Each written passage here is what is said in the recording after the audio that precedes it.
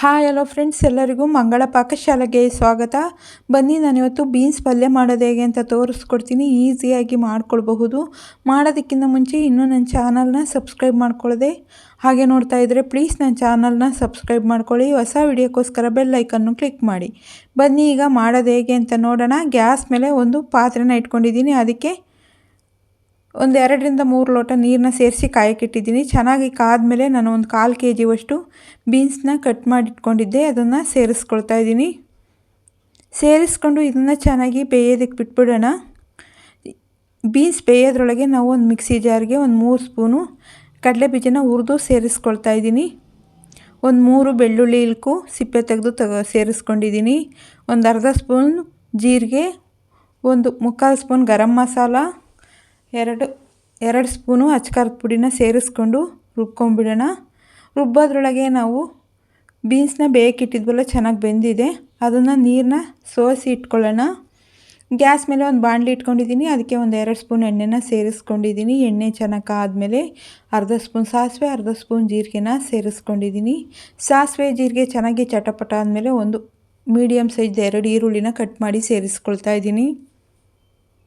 ಸೇರಿಸ್ಕೊಂಡು ಇದನ್ನು ಚೆನ್ನಾಗಿ ಹುರ್ಕೊಳ್ಳೋಣ. ಅದಕ್ಕೆ ಒಂದು ಸ್ವಲ್ಪ ಕರಿಬೇವನ್ನ ಸೇರಿಸ್ಕೊಂಡಿದ್ದೀನಿ.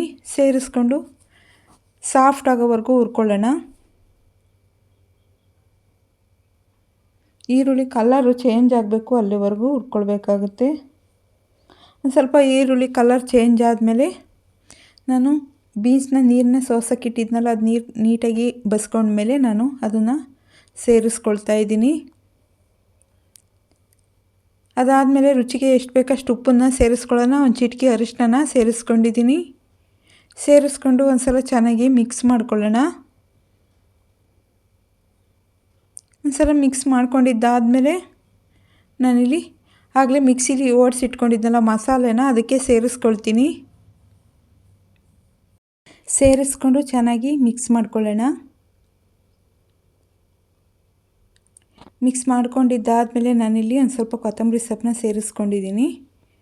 ಅದನ್ನು ಸೇರಿಸಿ ಒಂದು ಸಲ ಚೆನ್ನಾಗಿ ಮಿಕ್ಸ್ ಮಾಡ್ಕೊಳ್ಳೋಣ.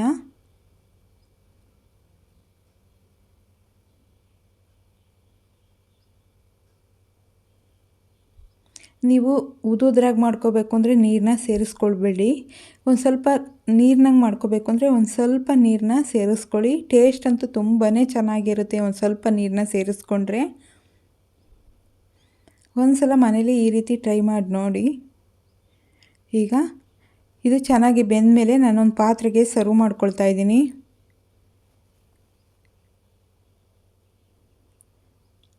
ನೋಡಿದ್ರಲ್ಲ ಫ್ರೆಂಡ್ಸ್, ಎಷ್ಟು ಈಸಿಯಾಗಿ ಈ ಬೀನ್ಸ್ ಪಲ್ಯನ ಮಾಡ್ಕೊಳ್ಬಹುದು ಅಂತ.